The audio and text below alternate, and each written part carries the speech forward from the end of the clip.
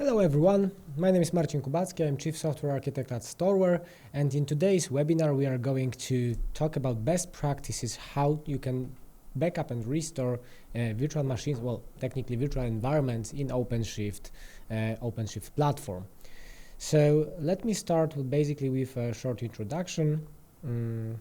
So containers basically are the way to backup your software into, let's say, redeployable units. So you are able basically to easily move them around, deploy complex topologies, migrate them between several, well, let's say, clusters, so that technically allows you to build also the hybrid cloud. So previously, obviously, in the past, virtual machine was one of such containers that you could say that you can easily move around, but still we wanted to do it in a more lightweight, more automated and predictable way. So containers usually are deployed by by some kind of orchestrator. You don't have to use orchestrator, but usually if you would like to deploy in a larger scale, then you need some sort of tool. And Kubernetes is a commonly used open source platform to do that. OpenShift extends its capabilities with automated operators, with application services, with additional enhancements that are developer-centric, so that you not only are focused on preparing the actual application deployment, but actually you are preparing a complete pipeline from the moment when you commit code until you actually release application to the production.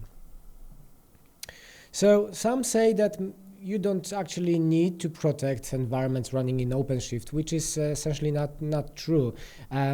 Technically, containers not always are stateless, so they keep persistence as well with using persistent volumes. And these are the containers that we are going actually to focus on mostly in this presentation. So you would like obviously to mitigate some basic hardware failures, some outages, or basically human errors. So just replication or the ability to recover from a basic error doesn't mean that you have consistent data or you have the ability to go back in time to a certain state.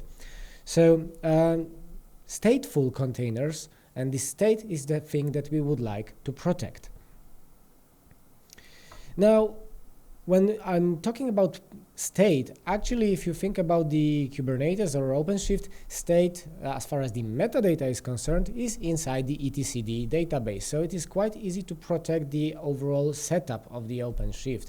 And once you have it, you are able to quickly recover all of your environments, basically, because OpenShift will try to preserve its state and to restart missing containers. However, to actually protect the environments running in there, you need also to collect deployment configuration or the persistent volumes that are attached to these environments.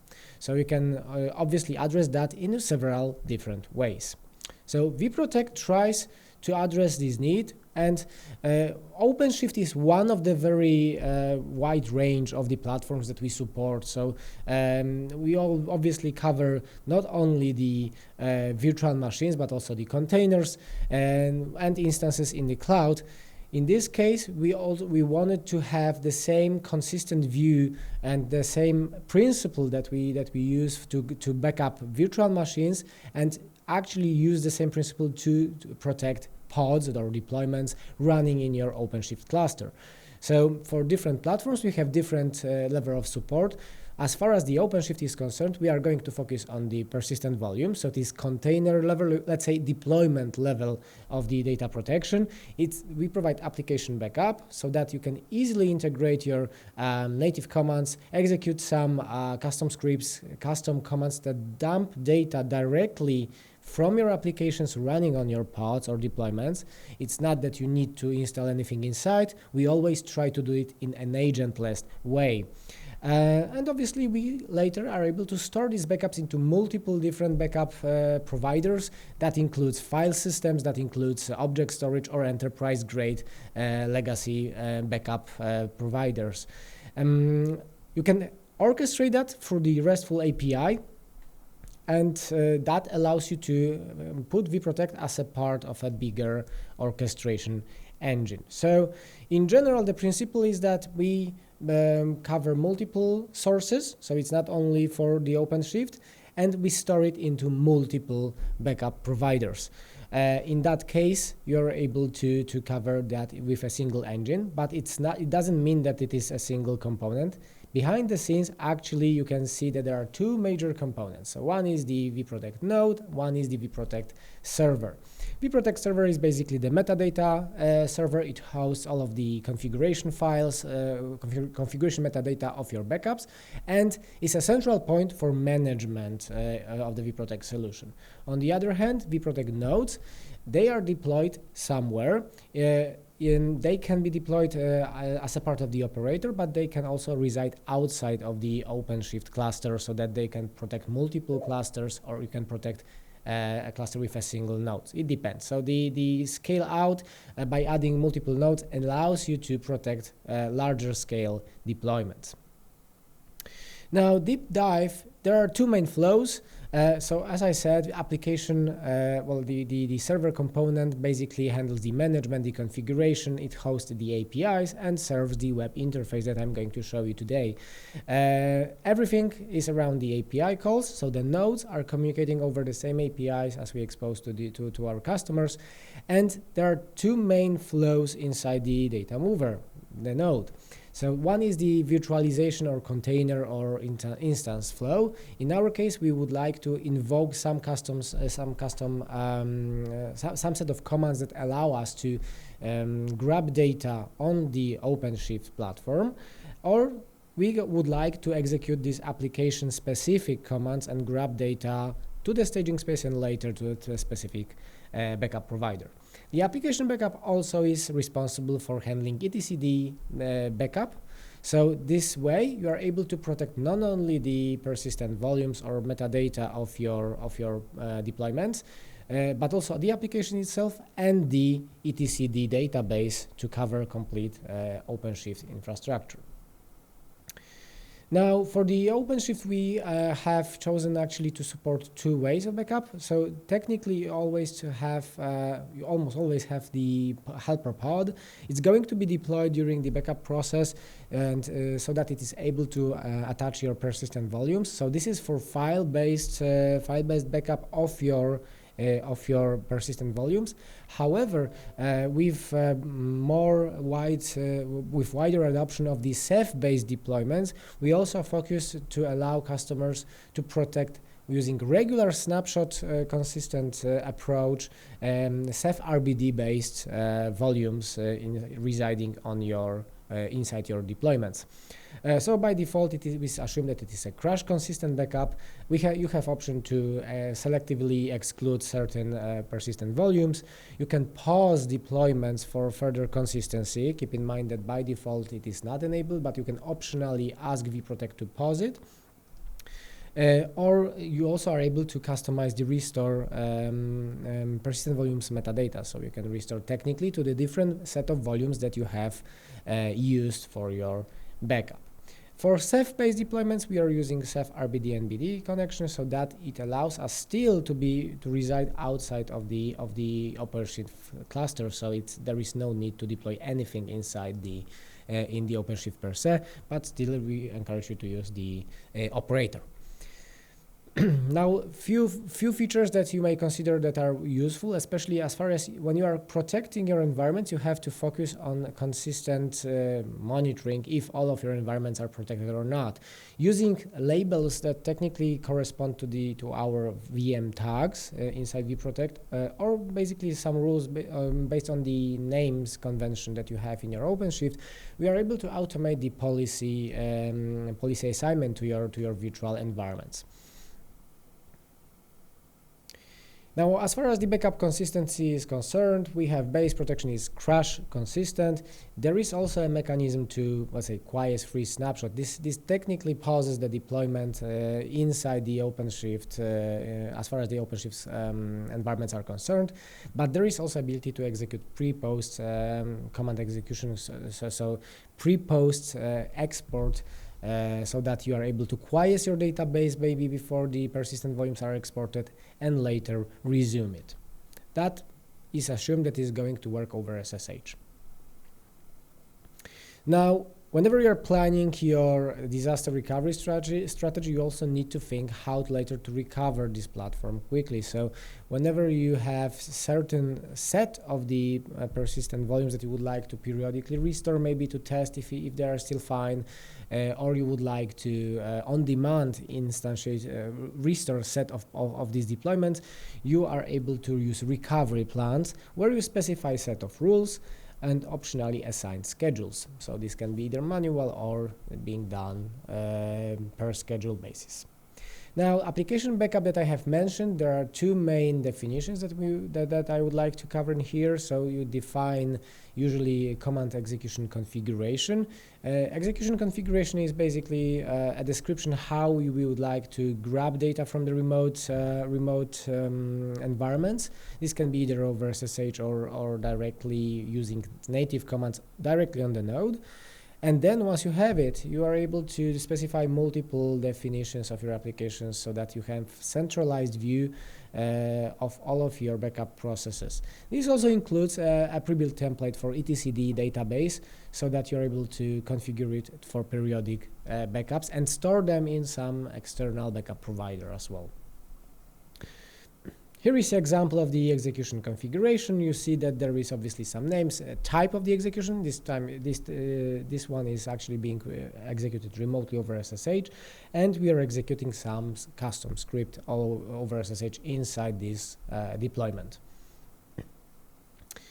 Sometimes you may not need to export data, so that is why this part is optional. You may think, what's the actually purpose of exporting, of doing backup without export? So we can treat VProtect as sort of a scheduling mechanism to invoke some export phase on the other end, like Erman, for instance, of the Oracle database. Now, the parameters that you specify in your execution configuration are useful for other administrators to fill up all of the necessary values that later we are going to be propagated as the environmental variables into your scripts. So in that way, you can have a standardized view of all of your execution configurations. Now let's switch to the live demo. Let me share my screen. Okay, so let me log into the VProtect console. This is the brand new 4.0 version. Now the first thing, obviously, you see the dashboard. So in my small environment, I have a single node. It has set some staging space available, and I'm protecting using regular file system based backup provider. If you go to the virtual environment, you will see everything that is related to the OpenShift protection. As far as the virtual environments are concerned, in our terms, you can call them deployments or deployment configs. So in the instances view, you expect to see the deployment level of your environment. Now, here is one image registry deployment that I have. You can see that hypervisor tags, that's basically the labels that are assigned to your deployments, are visible and collect. And you are able to view the general statistics, what was the daily activity, how much backups, how many backups have you done, what was their size, how long did it take. Maybe some of the phases maybe were taking too long, so that you can identify easily the eventual bottlenecks.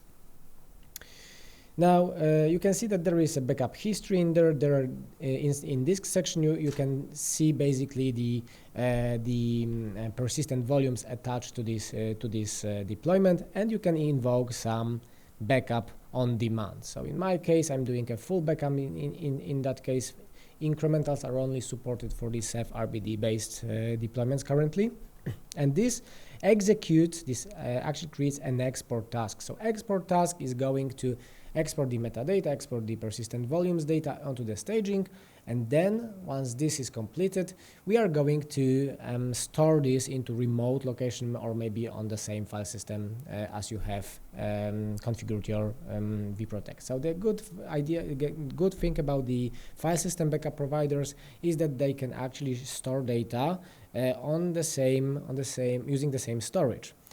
So you have always to think, if you are protecting your OpenShift, then probably you would like also to have backups in some remote location in that case. So you always carefully plan your storage where your actual backups reside and do not store them together with your environment.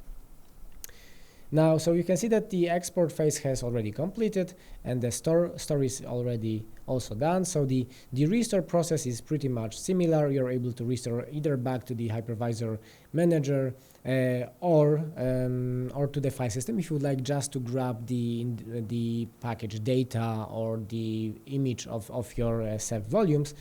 You can also specify target project or customize the name of the deployment once it is restored. One thing that is specifically available for the Ceph-based environments is the mountable backup feature. So I have one of the environments already mounted in here. And you can see that I'm able later to mount it on the VProtect node, browse, and restore individual files. So this is only available for the Ceph-based environments because of the image level backup capability. Now, another aspect I was talking was the application backup. So in order to protect applications inside your pods, maybe sometimes you just don't want to focus at all on the deployment level, is the application backup. So here we can create application definition or manage the execution configuration. In our case, I have predefined etcd database, for instance, and I'm able to clone this and customize later for my needs. Inside such configuration, I'm able to invoke specific command arguments, customize it, and specify what is the actual artifact that we are expect to have once the restore is completed, and what are the parameters. This one doesn't have any parameters. This is pretty much obvious. We would like just to back up the etc itself. Now, once you have it, you are able to create the actual definition here. So you can specify, let's say, etcd. Then you specify which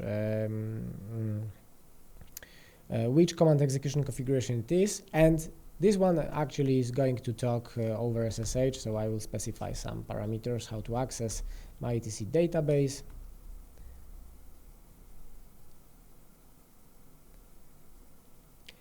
And that's pretty much it. Behind the scenes, I'm able to invoke backups on such instance, and it is going to be reported the same as regular virtual environment instance that you already have.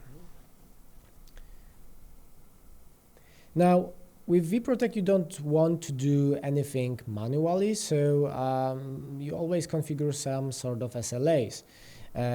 Regardless if it's a virtual environment or if it's application, you always need to focus on the actual policies and schedules. So you define a single policy. Every virtual environment needs to have one policy, and inside this policy you can have multiple schedules, so that is going to be invoked more often.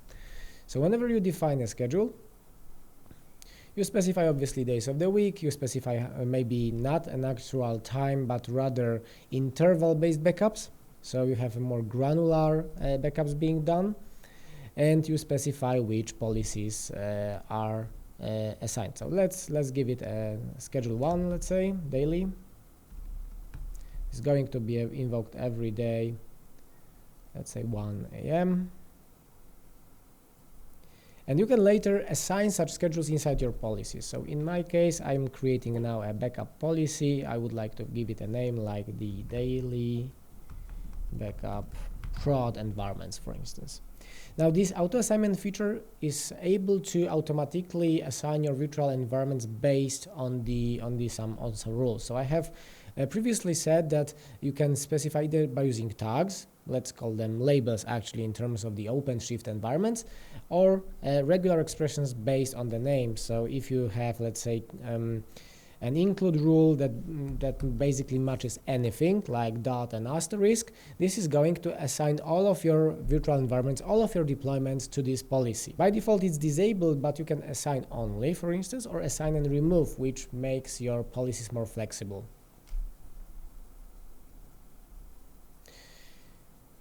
If you would like to manage manual, you can also add virtual environments in here, filter by type, specify which of them are part of the of your policy, and then inside the rule you're able to specify obviously the schedules and which backup provider is going to be used, which backup destination. Backup destinations also keep information about the retention, so you can have multiple backup destinations even pointing to the same storage but keeping backups for a longer or shorter period of time. Now, if you have the policy assigned, if you have policy created, you're able to see that this particular image registry has policy already available. It doesn't have any backups being done according to the schedule yet. Anyway, inside this, when you have a specific policy, you are also able to invoke backups on multiple VMs that match basically your policy that you have assigned. So in my case, I can invoke this on multiple VMs in here, or just by manually running backups on set of VMs from the main list view. Well, just a minor thing. So, snapshots SLAs are not available for the OpenShift environment. However, they are useful for other environments where you can periodically snapshot your virtual machines whenever it is possible, so that you can have multiple checkpoints to which you can actually restore your environment without the need to export data every time. Recovery plans. So with the recovery plans, you can treat recovery plans as sort of policies, but actually pointing into the opposite direction. So in my case, whenever I click create policy in that case, let me give it a name like DR test, let's say, I can specify multiple rules in recovery plans. So rules are focused on the type of the platform that you are going to restore. So I can have multiple rules, not only for OpenShift, but you can imagine that you have OpenShift VMs together with certain VMs running on the other environment, and you would like to create two rules that basically, whenever you have a disaster, that you can quickly restore these two deployments and let's say these 4 VMs into your infrastructure. So let's say prod rule, and in my case, let's find OpenShift.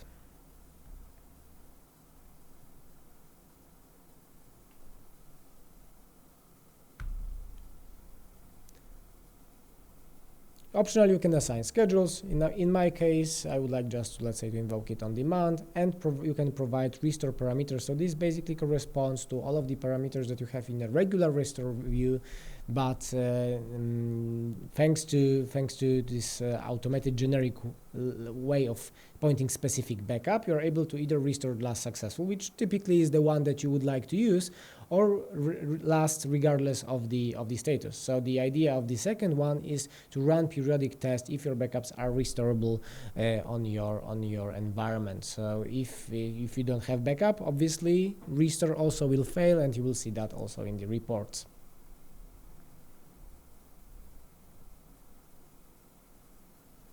So such recovery plans can be obviously invoked manually later. So whenever it happens that you need to run your restore, and it basically asks you if you would like to run recovery process specifically on this number of virtual environments.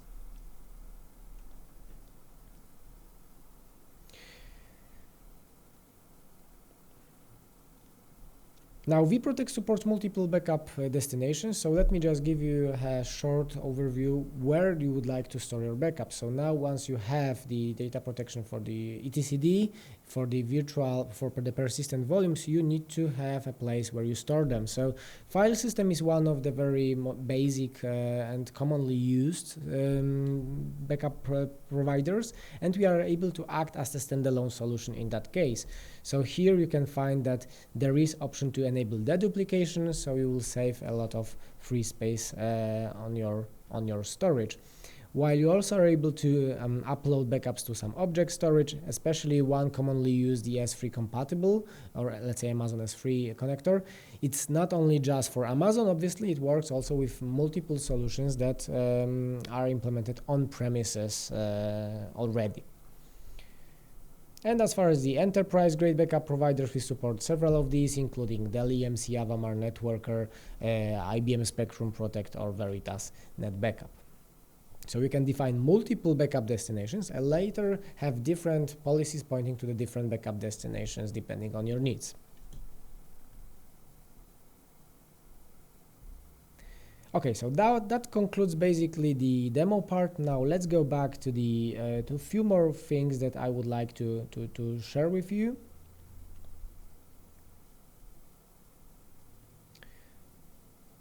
So first of all, how to get started with the VProtect and OpenShift. So we have a ready operator already in the Red Hat marketplace, so we can just basically click and run it easily. This is going to deploy an instance on your OpenShift cluster.